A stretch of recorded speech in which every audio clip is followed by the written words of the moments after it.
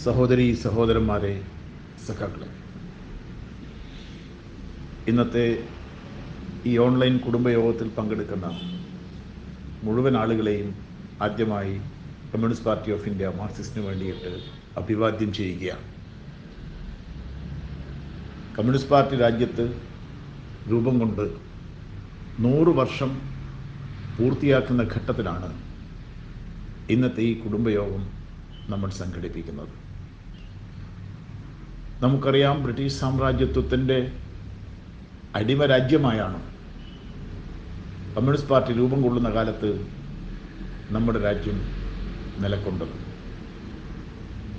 ഇന്ത്യയെ സാമ്രാജ്യത്വ നുഖത്തിൽ നിന്ന് മോചിപ്പിക്കുന്നതിന് വേണ്ടി ധീരോദാത്തമായ പോരാട്ടം കമ്മ്യൂണിസ്റ്റ് പാർട്ടിയുടെ വ്യത്യസ്ത മേഖലയിൽ പ്രവർത്തിക്കുന്ന പ്രവർത്തകന്മാർ ധീരമായി തന്നെ പോരടിച്ചു എന്ന് നമുക്ക് കാണാൻ കഴിയും.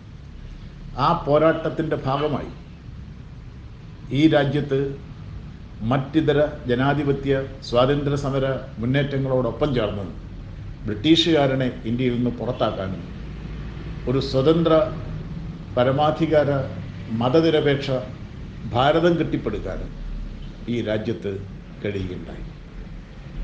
ഇന്ത്യ രാജ്യത്ത് ജനാധിപത്യവും മതനിരപേക്ഷതയും പ്രധാന മൂല്യങ്ങളായി കണ്ടുകൊണ്ട് ഒരു ഭരണഘടന നിലവിൽ വന്നു.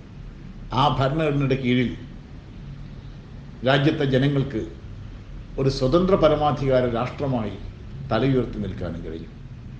ഇത്തരമൊരവസ്ഥ ഈ രാജ്യത്ത് നേടിയെടുക്കുന്നതിന് വേണ്ടി എണ്ണമറ്റ കമ്മ്യൂണിസ്റ്റുകാരാണ് രാജ്യത്തിൻ്റെ നാനാമേഖലയിൽ ധീരമായി പോരടിച്ച് ജീവത്യാഗം ചെയ്യേണ്ടി വന്നത്. ആ പോരാട്ടങ്ങളിൽ രക്തസാക്ഷിത്വം വരിച്ച, ഇന്നും എണ്ണിത്തിട്ടപ്പെടുത്താൻ കഴിയാത്ത അത്രയും ധീരരായ കമ്മ്യൂണിസ്റ്റുകാരുടെ പോരാട്ട പാരമ്പര്യമാണ് ഇന്നും നമ്മൾ ഓരോരുത്തരിലും കുടികൊള്ളുന്നത്. ആ പോരാട്ട ഭൂമിയിൽ ഉയർത്തിയ ചെങ്കൽ ഉയർത്തിപ്പിടിച്ചുകൊണ്ടാണ് ഇന്ന് ഇന്ത്യയിൽ അങ്ങോളം ഇങ്ങോളം കമ്മ്യൂണിസ്റ്റ് പാർട്ടി പ്രവർത്തകന്മാർ എല്ലാ അടിച്ചമർത്തലുകളെയും ചൂഷണങ്ങളെയും നേരിട്ടുകൊണ്ട് ഈ രാജ്യത്തെ ജനങ്ങളോടൊപ്പം അടിയുറച്ചു നിന്ന് മുന്നോട്ട് പോയിക്കൊണ്ടിരിക്കുന്നത്. ഇന്ന് ഇന്ത്യ രാജ്യത്ത് സ്വാതന്ത്ര്യ സമര ഭൂമിയിൽ ഉയർന്നു വന്ന പൊതുബോധത്തിൻ്റെ അടിസ്ഥാനത്തിൽ രൂപം കൊണ്ട സ്വതന്ത്ര പരമാധികാര മതനിരപേക്ഷ രാഷ്ട്രമെന്ന സങ്കല്പം തട്ടിത്തകർക്കപ്പെട്ടുകൊണ്ടിരിക്കുകയാണ്. RSSും സംഘപരിവാറും നേതൃത്വം കൊടുക്കുന്ന BJPയുടെ നേതൃത്വത്തിലുള്ള കേന്ദ്ര ഭരണാധികാരികൾ ഈ രാജ്യത്തിൻ്റെ ഘടന തന്നെ മാറ്റിയെഴുതാൻ വേണ്ടിയിട്ടുള്ള പരിശ്രമമാണ് നടത്തിക്കൊണ്ടിരിക്കുന്നത്.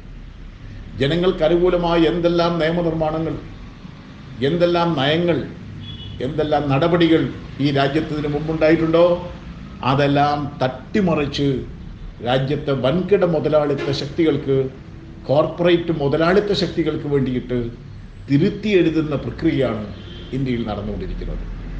തൊഴിലാളിക്ക് സംഘടിക്കാനും അവൻ്റെ അവകാശങ്ങൾ നേടാനും സ്വാതന്ത്ര്യമുള്ള ഈ രാജ്യത്തെ എല്ലാ നിയമങ്ങളും പരിഷ്കരിക്കുകയാണ്. ഈ നാട്ടിലെ മുതലാളി ശക്തികൾക്ക് വേണ്ടിയിട്ട് തൊഴിലാളികളെ കൊടും ചൂഷണത്തിന് വിധേയമാക്കാനും അടിച്ചമർത്താനും വേണ്ടിയിട്ടുള്ള നിയമങ്ങൾക്കാണ് ഇവർ രൂപം കൊടുക്കുന്നത്.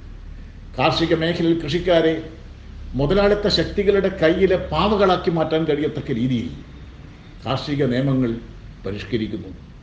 ഇന്ത്യ രാജ്യത്തെ മതന്യൂനപക്ഷങ്ങളെ വേട്ടയാടാനുള്ള ലക്ഷ്യം വെച്ചുകൊണ്ട് സംഘപരിവാർ ലക്ഷ്യം വെക്കുന്ന ഒരു വർഗീയ മത രാഷ്ട്രമാക്കി ഇന്ത്യയെ മാറ്റുന്നതിന് ഉദ്ദേശിച്ചുകൊണ്ട് പൗരത്വ നിയമങ്ങൾ ഭേദഗതി ചെയ്യുന്നു. ഫെഡറൽ ഘടന തകർക്കുന്നു. സംസ്ഥാനങ്ങളിലെ ഭരണങ്ങളെ അട്ടിമറിക്കാൻ വേണ്ടി ഭരണഘടനാ സ്ഥാപനങ്ങളെ നിയമവിരുദ്ധമായിട്ട് ദുരുപയോഗിക്കുന്നു.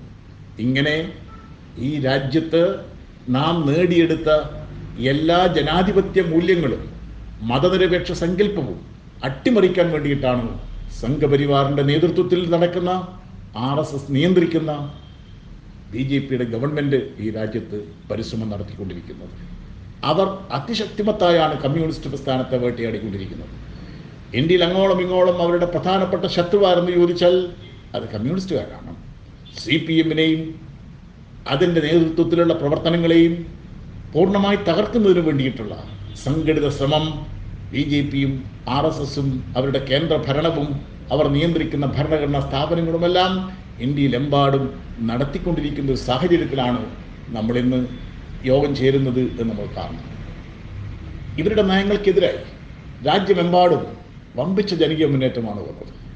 പൗരത്വ നിയമം ഭേദഗതി ചെയ്തപ്പോൾ അതിനെതിരായി സർവകലാശാലകളിലും തെരുവിലും തൊഴിൽശാലകളിലും എല്ലാം ജനങ്ങൾ ഒറ്റക്കെട്ടായി ജാതിക്കും മതത്തിനും എല്ലാം അതീതമായി ഒറ്റ മനസ്സോടുകൂടിയിട്ട് ഈ രാജ്യത്ത് അതിശക്തിമത്തായ ജനകീയ മുന്നേറ്റം ഉയർന്നു വന്ന് നമ്മൾ കണ്ടതാണ്. ഇന്ന് കാർഷിക നിയമങ്ങൾ ഭേദഗതി ചെയ്തപ്പോൾ അതിനെതിരായി കൃഷിക്കാർ അതിശക്തിമത്തായ പോരാട്ടത്തിലാണ്. തൊഴിലാളി വർഗത്തെ അടിച്ചമർത്താൻ ഉദ്ദേശിച്ചുകൊണ്ട നിയമനിർമ്മാണങ്ങൾക്കെതിരായി ഇന്ത്യയിലെ തൊഴിലാളികൾ അതിശക്തിമത്തായ പോരാട്ടത്തിന് ഒരുങ്ങുകയാണ്.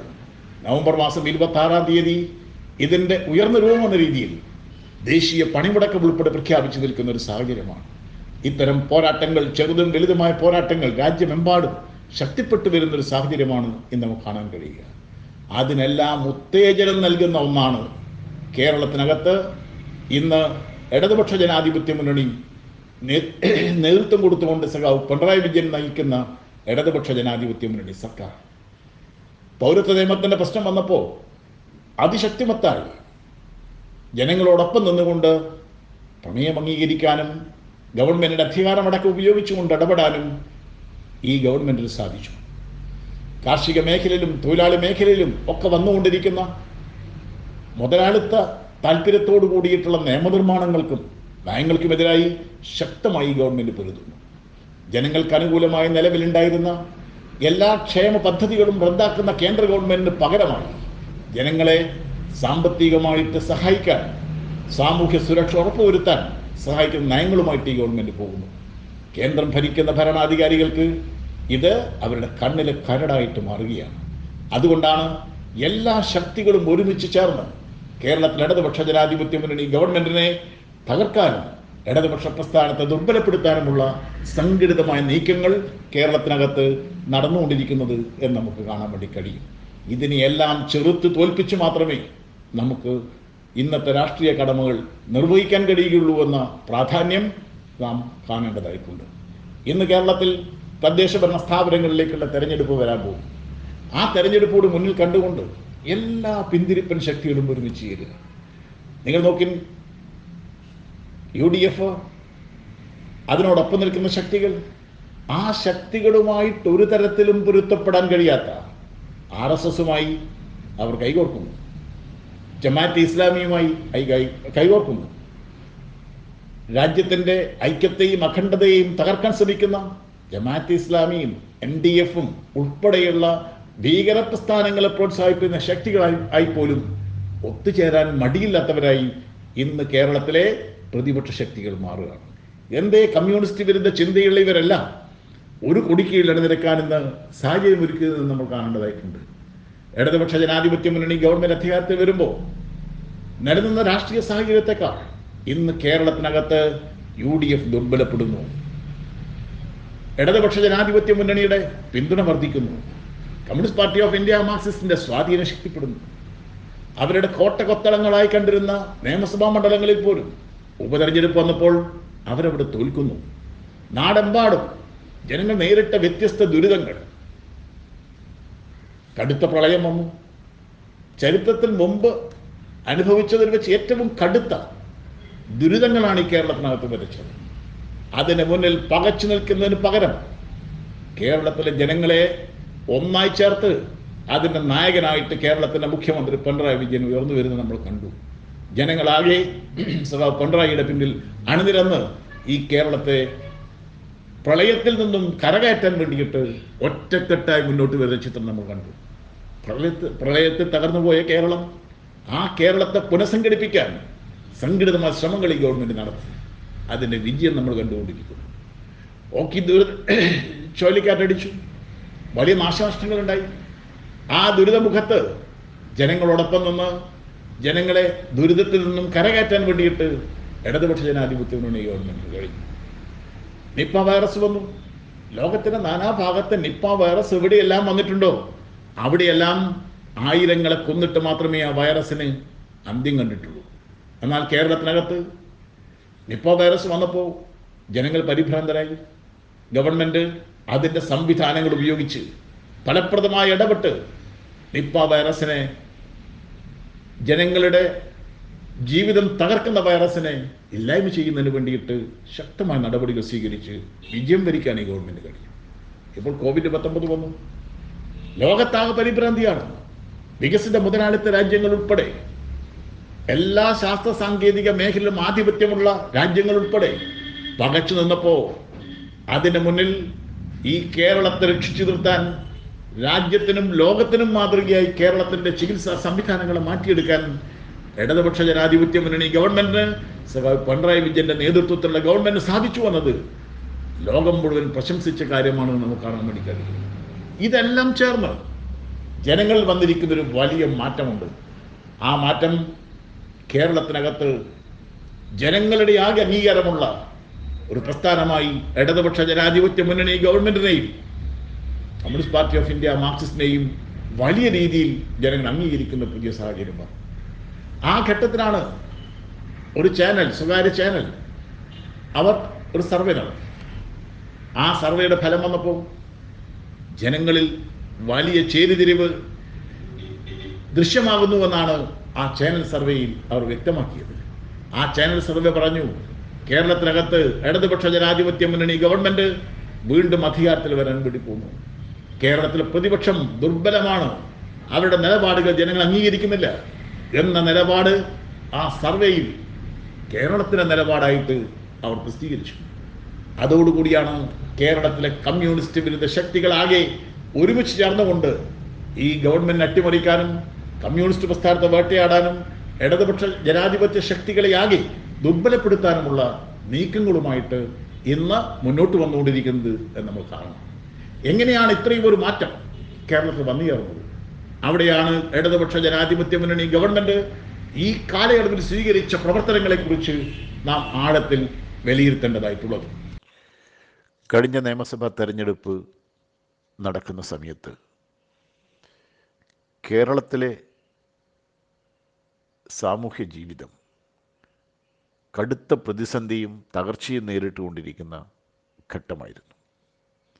5 വർഷക്കാലം കേരളം ഭരിച്ച കോൺഗ്രസിൻ്റെ നേതൃത്വത്തിലുള്ള UDF ഭരണം കേരളത്തിൻ്റെ എല്ലാ മേഖലയും തകർത്തു. വ്യാവസായിക മേഖല പാടെ തകർന്നു. പൊതുമേഖലാ സ്ഥാപനങ്ങൾ ഒന്നൊന്നായി അടച്ചുപൂട്ടലിൻ്റെ വക്കിലെത്തി.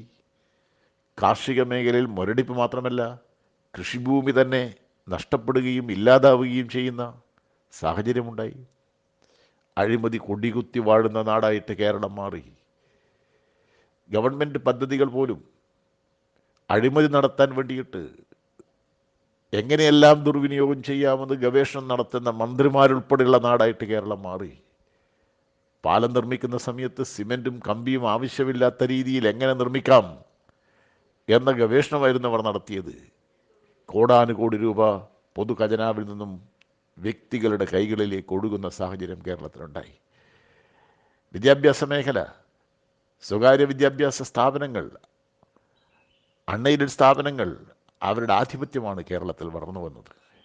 ആരോഗ്യമേഖലയിൽ വലിയ മൂലധന നിക്ഷേപത്തോടു കൂടിയിട്ട് സൂപ്പർ സ്പെഷ്യാലിറ്റി ആശുപത്രികൾ പൊതുജനാരോഗ്യ മേഖലയെ പാടെ തകർക്കുന്ന സാഹചര്യം കേരളത്തിലുണ്ടായി. ഈ നിലയിൽ വ്യത്യസ്ത മേഖലക്കകത്ത് ജനങ്ങളുടെ ജീവിതം മുരടിച്ചു നിൽക്കുന്നൊരു സാഹചര്യത്തിലാണ് ഇടതുപക്ഷ ജനാധിപത്യ മുന്നണി ഗവൺമെൻറ് കഴിഞ്ഞ തെരഞ്ഞെടുപ്പിൽ അധികാരത്തിൽ വരുന്നത്. ആ തെരഞ്ഞെടുപ്പിൻ്റെ മുന്നോടിയായി കേരളത്തിലെ ജനങ്ങൾക്ക് മുമ്പാകെ ഇടതുപക്ഷ ജനാധിപത്യ മുന്നണി ഗവൺമെൻറ് അധികാരത്തിൽ വന്നാൽ ഏതെല്ലാം മേഖലയിൽ എന്തെല്ലാം കാര്യങ്ങൾക്കാണ് പ്രാധാന്യം കൊടുത്തുകൊണ്ട് ഞങ്ങൾ പ്രവർത്തിക്കാൻ പോകുന്നത് എന്ന് വ്യക്തമാക്കുന്ന ഒരു തെരഞ്ഞെടുപ്പ് മാനിഫെസ്റ്റോ മുന്നോട്ട് വെക്കുകയുണ്ടായി. 600ഓളം കാര്യങ്ങളാണ് ആ മാനിഫെസ്റ്റോവിൽ വ്യക്തമാക്കിയത്.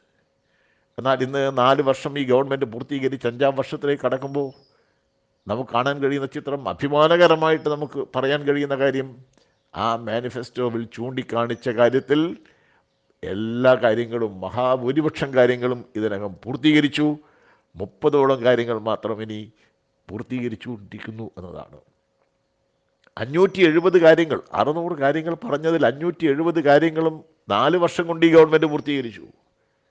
30 കാര്യങ്ങൾ, അന്ന് പറഞ്ഞ 30 കാര്യങ്ങൾ ഇപ്പോൾ അതിവേഗം നടപടി സ്വീകരിച്ചുകൊണ്ടിരിക്കുന്നു.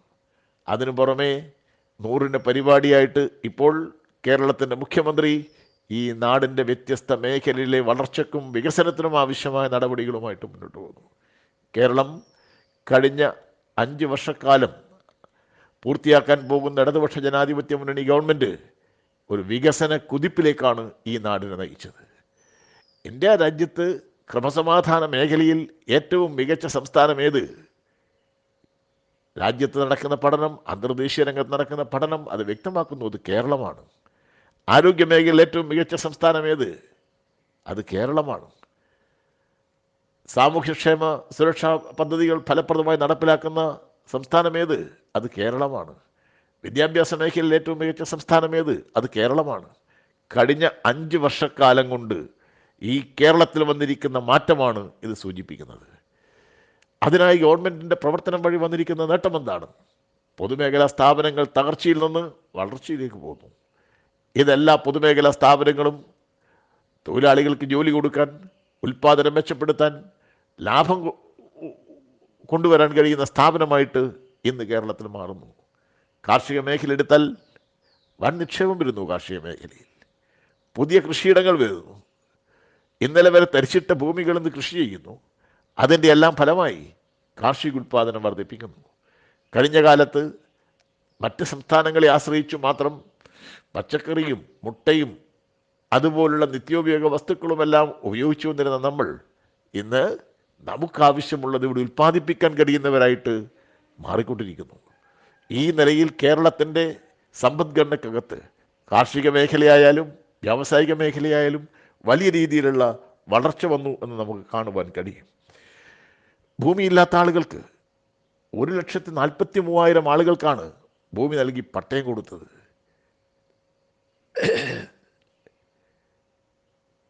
വിദ്യാഭ്യാസ മേഖലയിലെ വളർച്ച ഏതൊരു സംസ്ഥാനത്തിനും അത്ഭുതത്തോടെ നോക്കിക്കാണേണ്ടെന്നായിട്ട് മാറി. കേരള സംസ്ഥാനം ഇന്ന് വിദ്യാഭ്യാസ മേഖലയിൽ, പൊതുവിദ്യാഭ്യാസ മേഖലയിൽ ഏറ്റവും മികച്ച സംസ്ഥാനമായിട്ട് മാറിക്കഴിഞ്ഞിരിക്കുന്നു. തങ്ങളുടെ കുട്ടികൾക്ക് ഭാവിയിൽ നല്ല രീതിയിൽ വിദ്യാഭ്യാസം നേടാനും വളരാനും കഴിയണമെങ്കിൽ അതിന് അൺഎയ്ഡഡ് സ്ഥാപനങ്ങളാണ് ഏറ്റവും പ്രധാനപ്പെട്ട പഠന കേന്ദ്രങ്ങളെന്നായിരുന്നു കേരളത്തിലെ ഒരു വിഭാഗം രക്ഷിതാക്കളിൽ വന്നിരുന്ന ബോധം. ഇന്നത് മാറിയിരിക്കുന്നു. പൊതുവിദ്യാഭ്യാസ സ്ഥാപനങ്ങളുടെ അന്തരീക്ഷം മാറുന്നു. കുട്ടികളുടെ നിലവാരം, പഠന നിലവാരം ഉയരുന്നു. ഏറ്റവും മികച്ച മാർക്ക് നേടാൻ കഴിയുന്ന വിദ്യാർത്ഥികൾ പഠിക്കുന്ന കേന്ദ്രമായി ഗവൺമെൻറ് വിദ്യാഭ്യാസ സ്ഥാപനങ്ങൾ, എയ്ഡഡ് വിദ്യാഭ്യാസ സ്ഥാപനങ്ങൾ മാറി വരുന്നൊരു പുതിയ ചിത്രം വരുന്നു. ഇന്നലെ വരെ സ്വകാര്യ വിദ്യാലയങ്ങളെ മാത്രം ആശ്രയിച്ചിരുന്ന 5 ലക്ഷത്തോളം വിദ്യാർത്ഥികളാണ് അൺഎയ്ഡഡ് സ്ഥാപനങ്ങൾ ഉൾപ്പെടെയുള്ളവ ഉപേക്ഷിച്ചുകൊണ്ട് ഗവൺമെൻറ്റിൻ്റെ നിയന്ത്രണത്തിലുള്ള ഗവൺമെൻറ് വിദ്യാലയങ്ങളിലും അതുപോലെ എയ്ഡഡ് വിദ്യാലയങ്ങളിലും ഈ വർഷം പ്രവേശനം നേടി വന്നത് എന്നത് അഭിമാനകരമായ നേട്ടമായിട്ട് നമുക്ക് കാണാൻ കഴിയും. സ്കൂളിലെ പഠന നിലവാരം ഉയർത്തുന്നതോടൊപ്പം തന്നെ കുട്ടികളുടെ പഠന അന്തരീക്ഷത്തിൽ വലിയ മാറ്റം വന്നു. ഡിജിറ്റൽ ക്ലാസ് റൂം, അന്താരാഷ്ട്ര നിലവാരമുള്ള ഡിജിറ്റൽ ക്ലാസ് റൂമായി കേരളത്തിലെ വിദ്യാഭ്യാസ സ്ഥാപനങ്ങളിൽ വലിയ രീതിയിലുള്ള സാമ്പത്തിക മുടക്ക് നടത്തി ഗവൺമെൻറ് നേടാൻ വേണ്ടി കഴിയുന്നു. ഈ നിലയിൽ വിദ്യാഭ്യാസ മേഖലക്കകത്ത് വന്നിരിക്കുന്ന കുതിച്ചുചാട്ടം കേരളത്തിലെ പുതിയ തലമുറയിൽ വലിയ മാറ്റമുണ്ടായി. നിങ്ങൾ ആലോചിച്ച് നോക്ക്, ഇതിനെയെല്ലാം തകർക്കാൻ വേണ്ടിയല്ലേ UDF ശ്രമിച്ചത്? എങ്ങനെയെല്ലാം ഈ പദ്ധതികളെ തകർക്കാൻ കഴിയും, അതാണ് അവർ ശ്രമിച്ചത്. ആരോഗ്യമേഖല നോക്കി, ആരോഗ്യമേഖല നേരത്തെ സൗകര്യമായി ചികിത്സ വേണമെങ്കിൽ സ്വകാര്യ ആശുപത്രിയിൽ പോയാൽ മാത്രമേ സാധിക്കുമായിരുന്നുള്ളൂ. ഇന്നത് മാറി. ഇന്ന് ഏറ്റവും നല്ല സൗകര്യമുള്ള ചികിത്സയും ഏറ്റവും ഉയർന്ന നിലവാരമുള്ള ചികിത്സയും ലഭിക്കണമെങ്കിൽ അത് സർക്കാർ ആശുപത്രിയാണ് എന്ന് ജനങ്ങൾ തിരിച്ചറിയുന്നു. മെഡിക്കൽ കോളേജുകൾ മുതൽ പ്രാഥമിക ആരോഗ്യ കേന്ദ്രം വരെ വലിയ മാറ്റം വന്നു. ജനങ്ങൾക്ക് ആവശ്യമുള്ള എല്ലാ ചികിത്സാ സംവിധാനങ്ങളും ലഭിക്കുന്ന കേന്ദ്രമായിട്ട് നമ്മുടെ ആരോഗ്യരംഗം മാറി. അതിൻ്റെ ഫലമായിട്ടാണ് നിപ്പ വന്നപ്പോഴും COVID-19 വന്നപ്പോഴും നമുക്ക് ലോകത്തിന് മാതൃകയായിട്ട് ഈ നാട്ടിലെ ജനങ്ങളുടെ ജീവൻ രക്ഷിക്കാൻ കഴിയത്തക്ക രീതിയിലുള്ള പ്രവർത്തനങ്ങൾക്ക് നേതൃത്വം കൊടുക്കാൻ വേണ്ടി കഴിഞ്ഞത്. ആ നിലയിൽ ആരോഗ്യ മേഖലയിലും വിദ്യാഭ്യാസ മേഖലയിലും കാർഷിക മേഖലയിലും എല്ലാം വ്യാവസായിക മേഖലയിലുമെല്ലാം വലിയ രീതിയിലുള്ള കുതിപ്പാണ് ഇടതുപക്ഷ ജനാധിപത്യ മുന്നണി ഗവൺമെൻറ്റിൻ്റെ ഭരണത്തിന് കീഴിൽ നടന്നത് എന്ന് നമുക്ക് കാണുവാൻ കഴിയും. നമുക്കറിയാം, സാമൂഹ്യ ദുരിതമനുഭവിക്കുന്ന കുടുംബങ്ങൾ ധാരാളമുണ്ട്. സാമ്പത്തികമായി ഏറെ പിന്നോക്കം നിൽക്കുന്നവർ.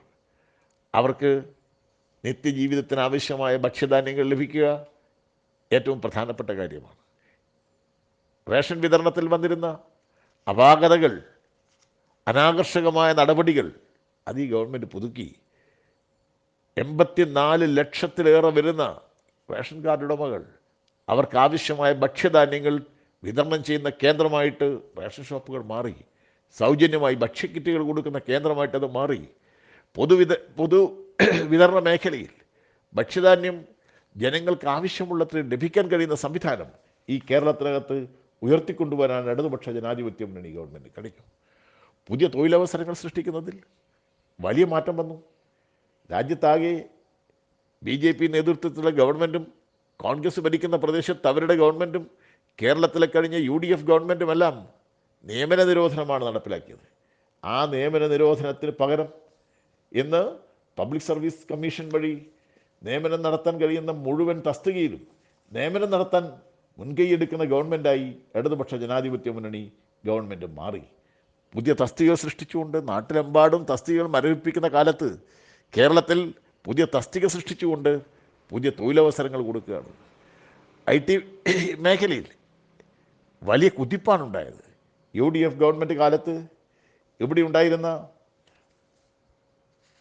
IT സ്ഥാപനങ്ങളുടെ നിക്ഷേപം, ആ നിക്ഷേപം ഇന്ന് ഒരു കുതിച്ചു ചാട്ടമാണ് ഉണ്ടായത് എന്ന് നമുക്ക് കാണുവാൻ കഴിയുന്നതാണ്.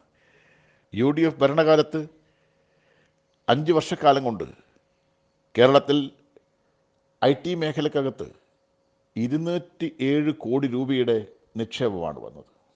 എന്നാൽ കഴിഞ്ഞ 4 വർഷം കൊണ്ട് ഇടതുപക്ഷ ജനാധിപത്യ മുന്നണി ഗവൺമെൻറ്റിൻ്റെ ഭരണത്തിന് കീഴിൽ 1200 കോടിയായിട്ട് ആ നിക്ഷേപം വർദ്ധിച്ചു. നേരത്തെ 300 സ്റ്റാർട്ടപ്പ് സ്ഥാപനങ്ങളാണ് ഉണ്ടായതെങ്കിൽ ഇന്നത് 2200 സ്റ്റാർട്ടപ്പ് സ്ഥാപനമായി IT മേഖലക്കകത്ത് വളർച്ച നേടാൻ കഴിഞ്ഞു എന്ന് നമുക്ക് കാണുവാൻ കഴിയും. നമുക്കറിയാം, ബഡ്ജറ്റിനകത്ത് നിന്നുകൊണ്ട് പരിമിതമായ സാമ്പത്തിക സ്രോതസ് മാത്രമുള്ള ഒരു വികസന പദ്ധതിയാണ് നമ്മുടെ സംസ്ഥാനത്ത് സാധാരണ നടക്കാറ്. ഇന്ന് കേരളത്തിൻ്റെ വരുമാന സ്രോതസ്സിൽ വലിയ വളർച്ചയൊന്നുമില്ല. അതോടൊപ്പം തന്നെ കേന്ദ്ര ഗവൺമെൻറ് നമുക്ക് അനുവദിക്കുന്ന ഒരു പദ്ധതികളും ഫലപ്രദമായി നിർവഹിക്കാൻ സമ്മതിക്കുന്നില്ല. സാമ്പത്തികമായിട്ട് എങ്ങനെയെല്ലാം കേരളത്തെ ഞെരിക്കാൻ പറ്റുമോ അതിനെല്ലാം ശ്രമിക്കുകയാണ് കേന്ദ്ര ഗവൺമെൻറ് ചെയ്തുകൊണ്ടിരിക്കുന്നത്. കൊടിയ ദുരിതങ്ങൾ കേരളത്തിൽ വന്നപ്പോൾ പോലും മറ്റ് സംസ്ഥാനങ്ങൾക്ക് കൊടുക്കുന്നതിന് തത്തുല്യമായ രീതിയിൽ പ്രളയത്തിൻ്റെ ദുരിതാശ്വാസം പോലും കൊടുക്കാത്ത സമീപനമാണ് കേന്ദ്ര ഗവൺമെൻറ് സ്വീകരിക്കുന്നത്. അപ്പോൾ കേരളത്തിൻ്റെ വികസനം മുരടിച്ചു നിൽക്കുന്നൊരു സാഹചര്യം വന്നു. എങ്ങനെ മറികടക്കാൻ കഴിയും? അവിടെയാണ് ഇടതുപക്ഷ ജനാധിപത്യ മുന്നണി ഗവൺമെൻറ് കേരളത്തിൻ്റെ വികസനത്തിന്, അടിസ്ഥാന സൗകര്യ വികസനത്തിന് വേണ്ടിയിട്ട് കിഫ്ബി എന്നൊരു പദ്ധതിയിൽ ഫലപ്രദമായി ഇടപെട്ട് പ്രവർത്തിച്ചു. അതിന് ഫലമായി 50,000 കോടി രൂപയുടെ നിക്ഷേപം ഈ കേരളത്തിൻ്റെ വ്യത്യസ്ത മേഖലക്ക് നടത്തുവാൻ നമുക്ക് കഴിഞ്ഞു. നമുക്കറിയാം, മുടങ്ങിക്കിടന്ന വ്യത്യസ്ത ഘട്ടങ്ങളിൽ ഈ കേരളത്തിലെ ജനങ്ങളാകെ ആഗ്രഹിച്ച വികസന പദ്ധതികൾ നമ്മുടെ മുമ്പിൽ തന്നെ നോക്കിയാൽ സ്കൂളുകൾ, ആശുപത്രികൾ, പാലങ്ങൾ, പൊതു കെട്ടിടങ്ങൾ എന്ന് തുടങ്ങി നമ്മുടെ നാടിൻ്റെ അനിവാര്യ വികസനത്തിനാവശ്യമായ വ്യത്യസ്ത നിക്ഷേപ പദ്ധതികൾ, ആ പദ്ധതികൾക്ക് വേണ്ടിയിട്ട് 50,000 കോടി രൂപ സമാഹരിച്ച് ഇവിടുത്തെ ജനങ്ങൾക്ക് ഈ നാടിൻ്റെ വികസനത്തിന് വേണ്ടിയിട്ട് നൽകാൻ ഇടതുപക്ഷ ജനാധിപത്യ മുന്നണി ഗവൺമെൻറ് കഴിഞ്ഞു. അതിൻ്റെ ഫലമായാണ് 44,705 ക്ലാസ് മുറികൾ ഹൈടെക് ക്ലാസ് മുറികളായിട്ട് ഈ കേരളത്തിൽ മാറി. അത് ഇന്ന് ലോകത്താകെ പരിശോധിച്ചാൽ ഹൈടെക് ക്ലാസ് മുറികളോട് കൂടിയിട്ട് വിദ്യാഭ്യാസ സ്ഥാപനങ്ങൾ നടത്താൻ കഴിയുന്ന ഏറ്റവും പ്രധാനപ്പെട്ട സംസ്ഥാനമായിട്ട് ഈ കേരളം മാറുകയുണ്ടായി. നമുക്കറിയാം, വീടില്ലാത്ത ധാരാളം ആളുകളുണ്ട് നാട്ടിൽ. അവരുടെ ഒരു ജീവിത സ്വപ്നമാണ് സ്വന്തമായിട്ടൊരു വീടുണ്ടാവുക എന്ന് പറയുന്നത്. ആ സ്വന്തമായി വീട് വേണമെന്ന് ആഗ്രഹിക്കുന്ന ജനങ്ങൾക്ക് വേണ്ടി ഒരു ഭവന പദ്ധതി കേരള ഗവൺമെൻറ് ആരംഭിച്ചു, ലൈഫ് എന്ന പേരിൽ. ആ ലൈഫ് എന്ന ഭവന പദ്ധതി ഇന്ന് വിജയം കാണുന്നു. 2.5 ലക്ഷം വീടുകൾ ഇതിനകം പൂർത്തീകരിച്ചു. നേരത്തെ വിവിധ പദ്ധതികൾ ആരംഭിച്ചു മുടങ്ങിപ്പോയിരുന്ന വീടുകൾ, അതോടൊപ്പം തന്നെ പുതുതായിട്ട് സ്വന്തമായി സ്ഥലമുള്ള ആളുകൾക്ക് വീട് വെച്ച് കൊടുക്കാനുള്ള പദ്ധതികൾ, ഫ്ലാറ്റ് സമുച്ചയങ്ങൾ വഴി കൂട്ടമായ ആളുകൾക്ക് താമസിക്കാനുള്ള ഫ്ലാറ്റുകൾ. ഈ പദ്ധതികളുടെ ഫലമായിട്ട് 2.5 ലക്ഷത്തോളം ആളുകൾക്ക്, വീടില്ലാത്ത ആളുകൾക്ക് വീട് വെച്ച് കൊടുക്കാൻ കേരളത്തിൽ ഇടതുപക്ഷ ജനാധിപത്യ മുന്നണി ഗവൺമെൻറ്റിന് കഴിഞ്ഞു എന്നത് ഏറ്റവും പ്രധാനപ്പെട്ട നേട്ടമായിട്ട് നമുക്ക് കാണാൻ കഴിയും. നേരത്തെ കൃഷി ചെയ്യാതിരുന്ന 24,000 ഹെക്ടർ ഭൂമിയിൽ ഇന്ന് പുതുതായി കൃഷി ആരംഭിക്കാൻ നമുക്ക് കഴിഞ്ഞിരിക്കുന്നു. നിങ്ങൾ ആലോചിച്ച് നോക്കൂ, നമ്മുടെ നാട്ടിൽ ക്ഷേമ പെൻഷൻ ലഭിക്കുന്ന ആളുകൾ, അവർക്ക് നേരത്തെ കിട്ടിയിരുന്നത് പരിമിതമായ 600 രൂപയായിരുന്നു പെൻഷൻ കിട്ടിയത്.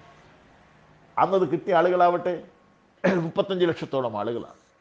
ആ 35 ലക്ഷത്തോളം ആളുകൾക്ക് കിട്ടിയിരുന്ന 600 രൂപ പെൻഷൻ, ആ പെൻഷൻ പോലും 8 മാസത്തോളം കുടിശ്ശിക നിർത്തിയിട്ടാണ് UDF ഗവൺമെൻറ് ഇറങ്ങിപ്പോയത്. 8 മാസത്തോളം ആ പാവപ്പെട്ടവർ പെൻഷൻ കൊടുത്തില്ല. എന്നാൽ എന്താണ് ഇടതുപക്ഷ ജനാധിപത്യ മുന്നണി ഗവൺമെൻറ് ചെയ്തത്? അധികാരത്തിൽ വന്ന ഉടനെ തന്നെ ഈ കുടിശ്ശിക മുഴുവൻ വിതരണം ചെയ്തു. ആ പെൻഷൻ തുക ഇന്ന് 1,400 രൂപയായി വർദ്ധിപ്പിച്ചു. ഇന്ന് പെൻഷൻ ലഭിക്കുന്നത് 50 ലക്ഷത്തിനടുത്ത ആളുകൾക്ക് കേരളത്തിൽ പെൻഷൻ കൊടുക്കുന്ന ഗവൺമെൻറ്റായിട്ട് ഈ ഗവൺമെൻറ് മാറി.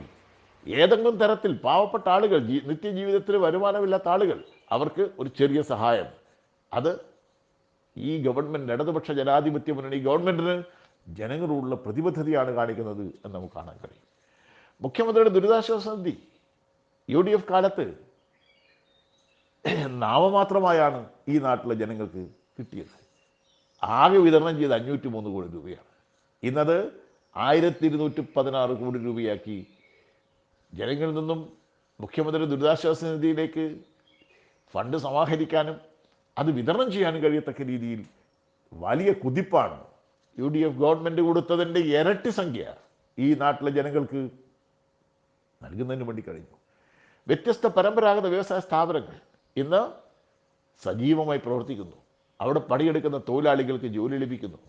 അത് കൈത്തറി മേഖലയായാലും, കയർ മേഖലയായാലും, കശുവണ്ടി മേഖലയായാലും, ബീഡി വ്യവസായമായാലും, ഇങ്ങനെ വ്യത്യസ്ത പരമ്പരാഗത വ്യവസായ മേഖല നല്ല തോതിൽ വളർത്തിക്കൊണ്ടുവരാനും അതിനെ സംരക്ഷിക്കാനും വേണ്ടി ഗവൺമെൻറ് ഫലപ്രദമായ നടപടികൾ സ്വീകരിച്ചു എന്ന് നമുക്ക് കാണാൻ വേണ്ടി കഴിയും. കോവിഡ് വന്നപ്പോൾ നമുക്കറിയാം, കടുത്ത പ്രതിസന്ധിയാണ് ലോകമാകെയുണ്ടാക്കിയത്. ജനങ്ങൾക്ക് ജീവിതമില്ല, പട്ടിണിയാണ്. ആ പട്ടിണി കിടക്കുന്ന മനുഷ്യനെ എങ്ങനെ സംരക്ഷിക്കും? ലോക്ക്ഡൗൺ പ്രഖ്യാപിച്ചു. അവിടെയാണ് ജനങ്ങൾ, കേരളത്തിനകത്ത് മനുഷ്യരായാലും ശരി, മറ്റേത് ജീവജാലങ്ങളായാലും ശരി, അത് പട്ടിണി കിടക്കാൻ പാടില്ല എന്ന നിലപാട് സ്വീകരിച്ചു കേരളത്തിൽ ഇടതുപക്ഷ ജനാധിപത്യ മുന്നണി ഗവൺമെൻറ്. അതിൻ്റെ ഫലമായി സൗജന്യമായിട്ട് ഭക്ഷ്യധാന്യങ്ങൾ വിതരണം ചെയ്യാൻ, ഭക്ഷണം പാകം ചെയ്ത് കൊടുക്കാൻ കഴിയുന്ന സാമൂഹ്യ കിച്ചണുകൾ ആരംഭിക്കാൻ തദ്ദേശ ഭരണ സ്ഥാപനങ്ങളുടെയും ഗവൺമെൻറ്റിൻ്റെയും മുൻകൈയോടുകൂടി വലിയ രീതിയിലുള്ള മുൻകൈ കേരളത്തിന് നേടാൻ വേണ്ടി കഴിയും. ചികിത്സാ മേഖലയിൽ കോവിഡ് എങ്ങനെ പ്രതിരോധിക്കാൻ കഴിയുമെന്ന് ജനങ്ങളെ പഠിപ്പിക്കാൻ, അതിനാവശ്യമായ പ്രോട്ടോക്കോൾ നിർണ്ണയിക്കാൻ, ആ പ്രോട്ടോക്കോൾ ഫലപ്രദമായി നടപ്പിലാക്കാൻ കഴിയുകയും അതുവഴി ലോകത്തിൻ്റെ നെറുകയിൽ കേരള മോഡൽ എന്ന് പറയുന്ന ചികിത്സാ രീതി, പ്രതിരോധ രീതി ഉയർന്നു വരികയും ചെയ്തു. എന്നാൽ കേരളത്തിലെ ഈ നേട്ടം എല്ലാവർക്കും അഭിമാനമായി തോന്നിയില്ല. കേരളത്തിലെ പ്രതിപക്ഷം, കോൺഗ്രസും മുസ്ലിം ലീഗും ജമാഅത്തെ ഇസ്ലാമിയും RSSും BJPയും എല്ലാം ചേർന്ന് ഈ പ്രോട്ടോക്കോൾ ലംഘിച്ചുകൊണ്ട് എങ്ങനെ കലാപം നടത്തുമെന്ന് അവർ ചിന്തിച്ചു. ആ കലാപത്തിൻ്റെ ഫലമായിട്ട് സാമൂഹ്യ അകലം പാലിക്കൽ തകർന്നു. പലയിടത്തും ബോധപൂർവം കോവിഡ് പ്രോട്ടോക്കോൾ ലംഘിച്ചുകൊണ്ട് രോഗം വ്യാപിപ്പിക്കാൻ അവർ ശ്രമിച്ചു. അതിൻ്റെ ഫലമായാണ് കേരളത്തിന് ആദ്യം നേടാൻ കഴിഞ്ഞ രോഗപ്രതിരോധത്തിലെ മുൻകൈ. പലയിടത്തും ഈ സാമൂഹ്യ അകലം പാലിക്കൽ ഉൾപ്പെടെയുള്ള നിബന്ധനകൾ ലംഘിച്ചുകൊണ്ട് UDFും മറ്റും നടത്തിയ പ്രവർത്തനത്തിൻ്റെ ഫലമായി രോഗം ബാധിച്ചവരുടെ എണ്ണം വർദ്ധിക്കുന്ന സ്ഥിതി കേരളത്തിലുണ്ടായി. എന്നാലും അതിനെ പ്രതിരോധിച്ചുകൊണ്ടാണ് ഇന്ന് കേരളത്തിലെ ഗവൺമെൻറ് മുന്നോട്ട് പോയിക്കൊണ്ടിരിക്കുന്നത്. അപ്പോഴും നമ്മൾ രാജ്യത്തിൻ്റെ പൊതുശരാശരിയിൽ ഏറ്റവും മുമ്പിൽ നിൽക്കുന്നവരായി മാറുന്ന കാഴ്ചയാണ് നമുക്ക് കാണാൻ വേണ്ടി കഴിയുക. ഈ നിലയിൽ കേരളത്തിൻ്റെ എല്ലാ മേഖലയും വലിയ രീതിയിലുള്ള പുരോഗതിയും മുൻകൈയും നേടിയെടുക്കുന്ന സാഹചര്യം നമുക്ക് കാണാൻ കഴിയും. ക്രമസമാധാന പാലനം ഫലപ്രദമായി കൈകാര്യം ചെയ്യാൻ നമുക്ക് കഴിഞ്ഞു. വൈദ്യുതി ക്ഷാമമെന്ന് പറയുന്ന സ്ഥിതിക്ക് പരിഹാരം വന്നു. പവർ കട്ടും ലോഡ് ഷെഡിങ്ങും കേരളത്തിൽ ജനങ്ങൾക്ക് അറിയാത്തൊരു കാര്യമായി മാറി.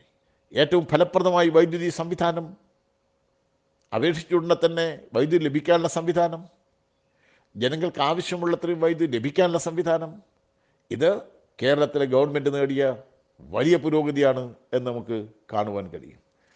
ഇങ്ങനെ വ്യത്യസ്ത മേഖലകൾ എടുത്താൽ ഇന്നലെ ഉണ്ടായിരുന്ന തകർന്ന കേരളത്തിന് പകരം ഇന്ന് രാജ്യത്തെ സാമൂഹ്യ മേഖലയിൽ ഏറ്റവും വലിയ വികസന പ്രവർത്തനങ്ങൾ വഴി മുന്നേറാൻ കഴിയുന്ന നാടായി ഈ കേരള സംസ്ഥാനം മാറുന്നു എന്നൊരു പുതിയ കാഴ്ചപ്പാട് വന്നു.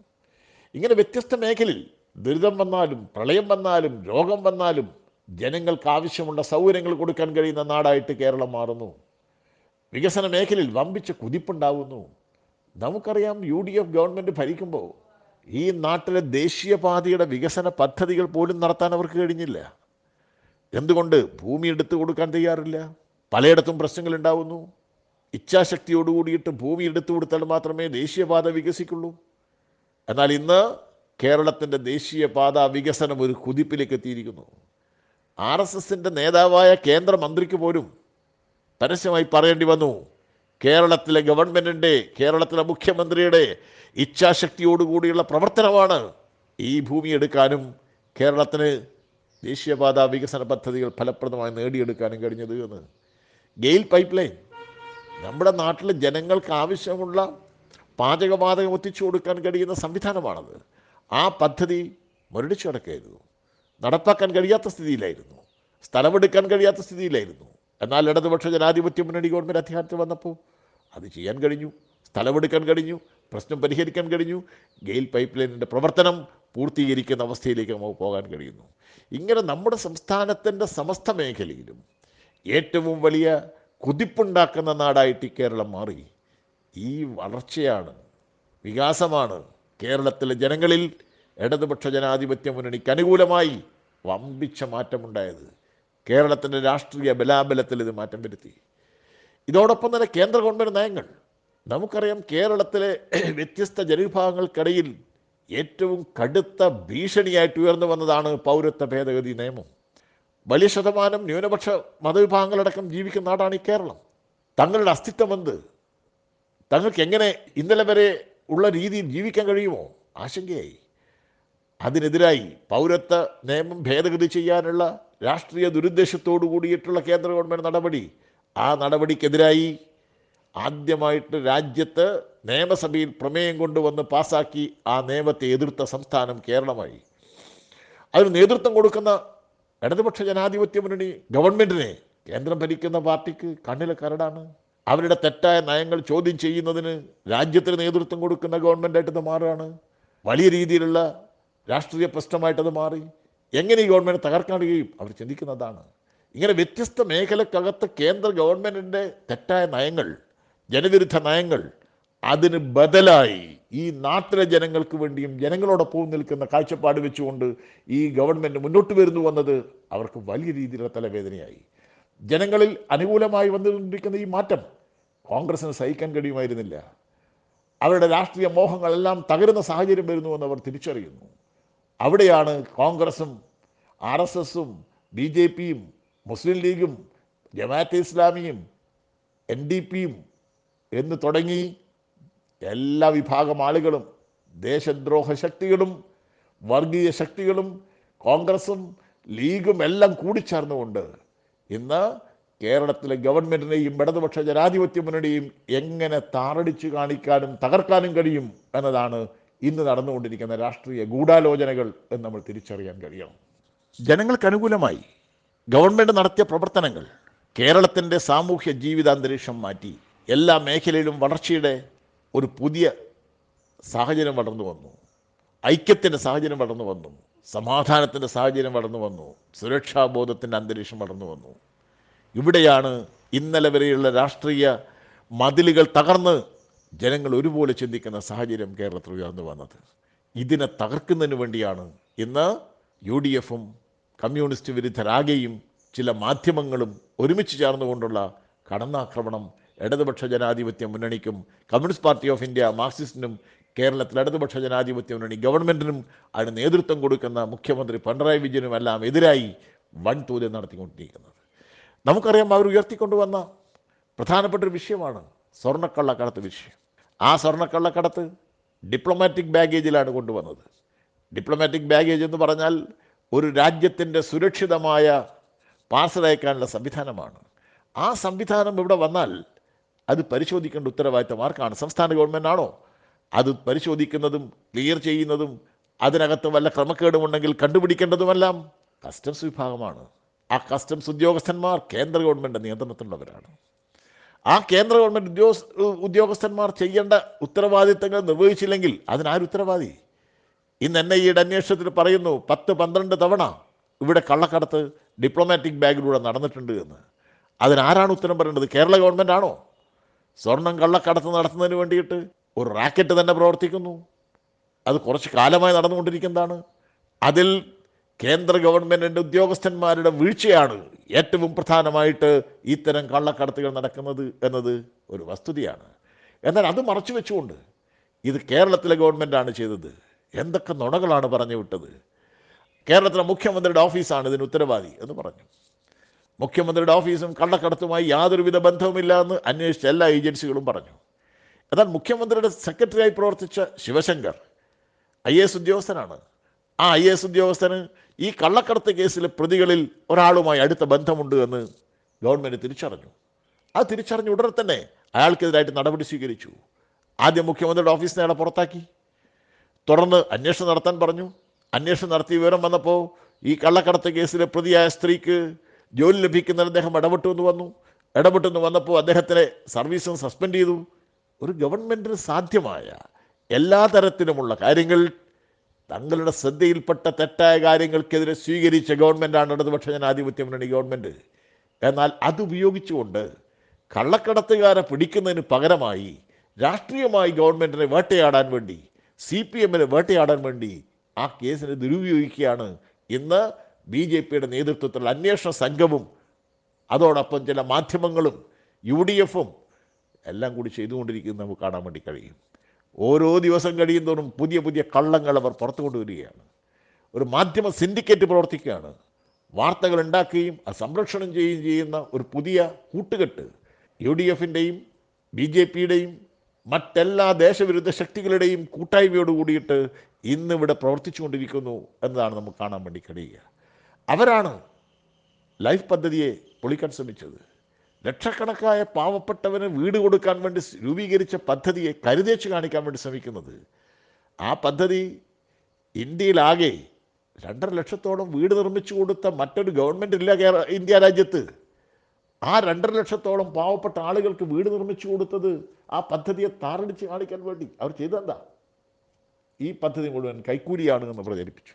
ഈ പദ്ധതി മുഴുവൻ തട്ടിപ്പാണെന്ന് പ്രചരിപ്പിച്ചു. അതിൽ വ്യക്തമായ രാഷ്ട്രീയ ലക്ഷ്യമുണ്ട്. ഈ നേട്ടം കേരളത്തിലെ ജനങ്ങളിൽ വമ്പിച്ച രീതിയിൽ ഗവൺമെൻറ് അനുകൂലമായി, ഇടതുപക്ഷത്തിന് അനുകൂലമായി ചിന്ത വരുന്നു. അതുകൊണ്ട് ആ പദ്ധതി തന്നെ പൊളിച്ചു കളയണം. തൃശ്ശൂരിലെ വടക്കാഞ്ചേരിയിൽ 150ഓളം വീടുകൾ നിർമ്മിക്കുന്ന പദ്ധതി വന്നു. അത് പ്രളയ ദുരിതാശ്വാസത്തിൻ്റെ ഭാഗമായിട്ട് വന്ന പദ്ധതിയാണ്. UAE ഗവൺമെൻറ്റുമായി ബന്ധപ്പെട്ട് റെഡ് ക്രസൻ്റ് എന്ന് പറയുന്ന അന്താരാഷ്ട്ര രംഗത്ത് പ്രവർത്തിക്കുന്ന റെഡ് ക്രോസിന് UAEയിൽ പ്രവർത്തിക്കുന്ന പേരാണ് റെഡ് ക്രസൻ്റ് എന്നത്. ആ റെഡ് ക്രസൻ്റ് എന്ന സ്ഥാപനം കേരളത്തിൽ വീട് നിർമ്മിച്ചു കൊടുക്കാൻ സമ്മതിച്ചു. UAE ഗവൺമെൻറ്റാണ് അത്തരമൊരു പദ്ധതിക്ക് വാഗ്ദാനം ചെയ്തത്. ഗവൺമെൻറ് സ്ഥലം കൊടുക്കും, അവിടെ ഒരു വീടെടുത്ത് കൊടുക്കും. ഇത് മാത്രമാണ് നമുക്കുള്ള ബന്ധം. എന്നാൽ ആ വീടെടുക്കാൻ അവർ നിയോഗിച്ച കരാറുകാർ, ആ കരാറുകാരനുമായി ബന്ധപ്പെട്ട് ചില സാമ്പത്തിക ആരോപണങ്ങൾ ഉയർന്നു വരികയും ആ പ്രശ്നത്തിൽ ഈ പദ്ധതി മുഴുവൻ താറടിക്കുകയുമാണ്. ഗവൺമെൻറ്റിന് ആ സാമ്പത്തിക ഇടപാടുമായിട്ട് യാതൊരു ബന്ധവുമുള്ളതല്ല. ഗവൺമെൻറ് അനുവദിച്ചു കൊടുത്ത സ്ഥലത്ത് വീടെടുത്ത് തരിക എന്നത് മാത്രമാണ് UAEയുടെ റെഡ് ക്രസൻറ്റും ഗവൺമെൻറ്റും തമ്മിലുള്ള ധാരണ. എന്നാൽ അതിനകത്ത് സാമ്പത്തിക തിരിമറി നടന്നുവെന്നും മറ്റും പറഞ്ഞ് വലിയ രീതിയിൽ ആക്ഷേപം ഉന്നയിച്ചു. അതിൽ ഗവൺമെൻറ്റിനെ പ്രതിയാക്കാൻ ശ്രമിച്ചു. ഗവൺമെൻറ് അങ്ങനെയൊരു സാമ്പത്തിക തിരിമറി അതിൽ നടന്നിട്ടുണ്ടെങ്കിലും അത് അന്വേഷിക്കേണ്ടതാണ് എന്ന് തീരുമാനിച്ച് വിജിലൻസ് അന്വേഷണം പ്രഖ്യാപിച്ചു. സാധാരണ നിലയിൽ CBI സംസ്ഥാന ഗവൺമെൻറ്റോ ഹൈക്കോടതിയോ പറഞ്ഞാൽ മാത്രമാണ് ഒരു കേസെടുക്കുക. ആ കേസെടുക്കുന്നതിന് പകരം ഇവിടെ നേരിട്ട് വന്ന് CBI കേസെടുത്തു. CBI കേസെടുത്തപ്പോൾ അതിന് എല്ലാ വളവും പൊടിച്ചു കൊടുത്തത് കോൺഗ്രസിൻ്റെ ഒരു MLA ആണ്. ഈ ഗവൺമെൻറ്റിന് അനുകൂലമായി ജനങ്ങൾ ചിന്തിക്കാൻ കാരണമാകുന്ന പദ്ധതികളെയും തകർക്കാൻ ഉദ്ദേശിച്ചുകൊണ്ടാണ് ഇത്തരമൊരു നീക്കം അവർ നടത്തിയത് എന്ന് നമുക്ക് കാണാൻ വേണ്ടി കഴിയും. ഇങ്ങനെ വ്യത്യസ്ത കാരണങ്ങൾ പറഞ്ഞ് ഗവൺമെൻറ്റിനെ കരുതേശി കാണിക്കാൻ വേണ്ടിയിട്ടുള്ള സംഘടിതമായ ശ്രമമാണ് ഇന്ന് കേരളത്തിനകത്ത് ചില മാധ്യമങ്ങളും അതോടൊപ്പം UDF നടത്തിക്കൊണ്ടിരിക്കുന്നത് നമുക്ക് കാണണം. ഇതിനെയെല്ലാം എതിർത്ത് പരാജയപ്പെടുത്തി ഓരോ ദിവസം കഴിയുന്തോറും ഇവർ കൊണ്ടുവരുന്ന കള്ളക്കഥകൾ ഒന്നിന് പറയും ഒന്നായി പൊളിഞ്ഞുകൊണ്ടിരിക്കുന്നു. ആ കള്ളപ്രചാരവേലകളെയെല്ലാം അതിജീവിച്ച് ഏറ്റവും ഫലപ്രദമായി ഈ നാട്ടിൽ വികസനത്തിൻ്റെ കുതിപ്പുണ്ടാക്കാൻ, നാടിൻ്റെ മുഖച്ഛായ മാറ്റാൻ, ജനങ്ങൾക്ക് ക്ഷേമവും ഐശ്വര്യവും നൽകാൻ കഴിയുന്ന ഒരു ഗവൺമെൻറ്റാണ് ഇടതുപക്ഷ ജനാധിപത്യ മുന്നണി ഗവൺമെൻറ് എന്നവർ തിരിച്ചറിയുന്നു. വലിയ മുന്നേറ്റമാണ് രാഷ്ട്രീയമായിട്ട് നമുക്ക് അനുകൂലമായി ഉണ്ടാകുന്നത്. ഈ ഘട്ടത്തിൽ UDFൻ്റെ അടിത്തറ പൊളിയാണ്. നിങ്ങൾ നോക്കിൻ, 10-38 വർഷക്കാലമായിട്ട് UDFനോടൊപ്പം ഉറച്ചു നിൽക്കുന്ന പാർട്ടികൾ UDF വിടുന്നു. അതിൻ്റെ ഭാഗമാണ് കേരള കോൺഗ്രസ് UDF എന്ന് പോകുന്നത്. UDFൽ കോൺഗ്രസും മുസ്ലിം ലീഗും കഴിഞ്ഞാൽ ഏറ്റവും വലിയ സ്വാധീനമുള്ള പാർട്ടി കേരള കോൺഗ്രസ് ആണ്. ആ കേരള കോൺഗ്രസ് കൂടി വിടുന്നതോടുകൂടി എങ്ങനെയാണ് തങ്ങൾ പിടിച്ചു നിൽക്കുക? അവിടെയാണ് ഇന്ത്യ രാജ്യത്തിന് മുസ്ലിം രാഷ്ട്രം കെട്ടിപ്പടുക്കണമെന്ന് പറയുന്ന പ്രത്യേക രാഷ്ട്രവാദം ഉന്നയിക്കുന്ന ജമാഅത്തെ ഇസ്ലാമിയുമായിട്ട് കൂട്ടുകെട്ടുന്ന പാർട്ടിയായിട്ട് കോൺഗ്രസും മുസ്ലിം ലീഗും മാറുന്നു, UDF മാറുന്നു. RSSുമായി രഹസ്യധാരണ ഉണ്ടാക്കുന്നവരായിട്ട് അവർ മാറുന്നു. ഇങ്ങനെ എല്ലാ പിന്തിരിപ്പൻ ശക്തികളും ഒരുമിച്ച് ചേർന്ന് നമ്മളെ എതിർക്കാനാണ് ശ്രമം നടത്തിക്കൊണ്ടിരിക്കുന്നത്. തദ്ദേശ ഭരണ സ്ഥാപനങ്ങളിലേക്കുള്ള തെരഞ്ഞെടുപ്പ് നടക്കുമ്പോൾ ഇവരെല്ലാവരും ഒരു കൊടിക്കീഴിൽ അണിനിരക്കുമെന്ന് നമ്മൾ കാണണം. അതിനെയെല്ലാം എതിർത്ത് തോൽപ്പിക്കാൻ ഈ നാട്ടിലെ ജനങ്ങൾ രാഷ്ട്രീയ പ്രബുദ്ധരാണ്. ആ രാഷ്ട്രീയ പ്രബുദ്ധരായ ജനങ്ങളെയാകെ ഒരുമിച്ച് അണിനിരത്തിക്കൊണ്ട് ഈ പിന്തിരിപ്പൻ ശക്തികളുടെ കൂട്ടുകെട്ടിനെ നേരിടാനും ഒരുമിച്ച് മുന്നേറാനും നമുക്ക് കഴിയേണ്ടതുണ്ട്.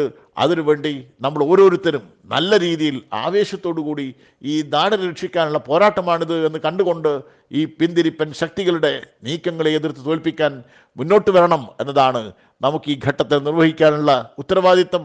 ആ ഉത്തരവാദിത്തം ഏറ്റെടുക്കാൻ നമുക്ക് ഓരോരുത്തർക്കും മുന്നോട്ട് വരാൻ കഴിയണം എന്ന് നിങ്ങളോട് വിനയപരിസരം അപേക്ഷിക്കുകയാണ്. അഭിവാദ്യങ്ങൾ.